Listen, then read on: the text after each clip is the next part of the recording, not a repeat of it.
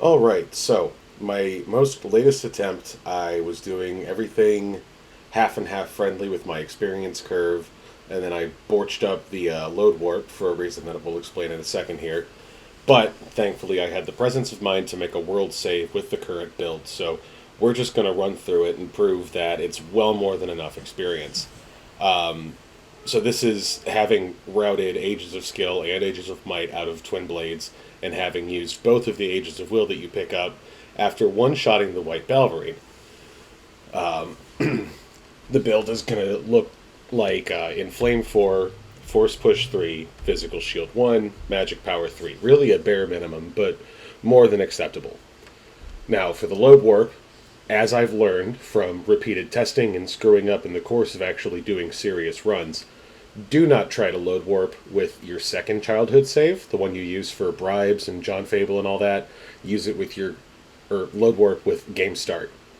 And then at the gate here, I chicken out a little bit for an attempt or two, but at the gate here, you load warp with your autosave, and then that'll pull you into the Hall of Heroes. Thank you. And then, from here we're going to do all the normal stuff, like buy up all of the will potions, and then the sharp and the silver that you would need to do the arena most effectively. And then from there, I think that I get up to interacting with the trader on screen, but we're just going to cut to the actual fighting part, and that's going to be going super duper fast, but with purpose. So, Force Push 3 really carries more than your anything else. Force Push 3 makes it a lot easier to get up over 140, 150, or with a lot of practice, 160 Combat Multiplier by the end of Bandits round when you start actually skipping the last rounds.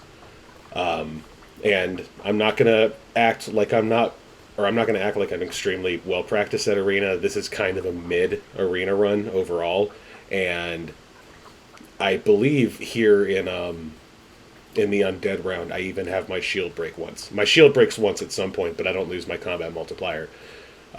Physical shield 1 is pretty delicate, but you have well more than enough mana potions to be on it.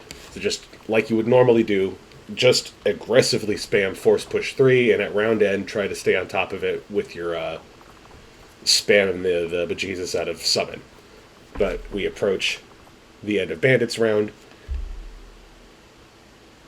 You want to hotbar your 2 Aegis potions at the end of Bandits, just to make them as usable as possible. I have those F1, F2.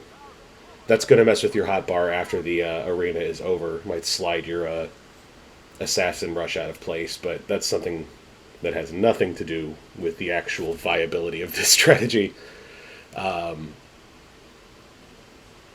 But yeah, just force push like crazy, summon spam whenever you're able to, and that's really it. And then we're gonna glaze over the actual arena skip portion of arena skip.